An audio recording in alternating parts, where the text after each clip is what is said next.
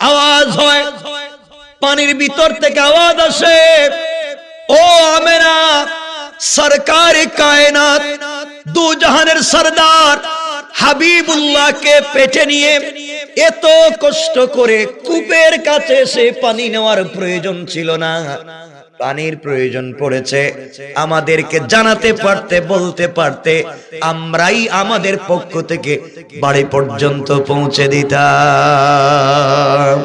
সুবহানাল্লাহ, জোরে পড়েন।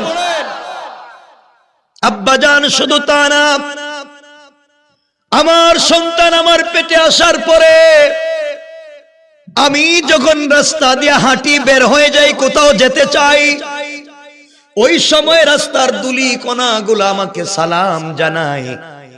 আব্বাজান, আমি যখন রুদ্রের টাইমে কোথাও হেঁটে যাই, তখন দেখি আকাশের মেঘমালা আমাকে ছায়া দিয়ে যায়। আমার বন্ধুগণ, কথাগুলো বুঝেন।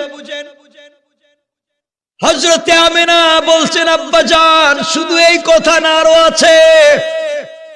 যেই দিন আমার সন্তান আমার পেটে এসেছে, ওই দিন আমি স্বপ্নে দেখি 4 জন মহিলা আমার ঘরে হাজির হয়েছেন। একজনের নাম জানি না, আমি 3 জনের নাম বলতে পারি। আব্দুল মুত্তালিব বলেন, কারা এসেছে তুমি আমাকে বলো। আমেনা বলছেন, আব্বাজান আমার সন্তান পেটে আসার পরে যেই 3 জন মহিলাকে আমি চিনি, একজন এসেছেন হযরতে ঈসা আলাইহিস সালাতু ওয়াস সালামের মা মারইয়াম। আরেকজন মহিলা এসেছেন, তিনি হলেন ফেরাউনের স্ত্রী হযরতে আসিয়া। আব্বাজান আরেকজন মহিলা এসেছেন, তিনি মুসার বোন কুলসুম। তারা এসে আমার কপালে চুম্বন করলেন আর ডাক দিয়া বললেন, আমেনা তোমার পেটে সরকারে কায়নাত এসেছেন, আহলান সাহলান জানাতে এসেছি, জান্নাতে তিনি আমাদের স্বামী হবেন।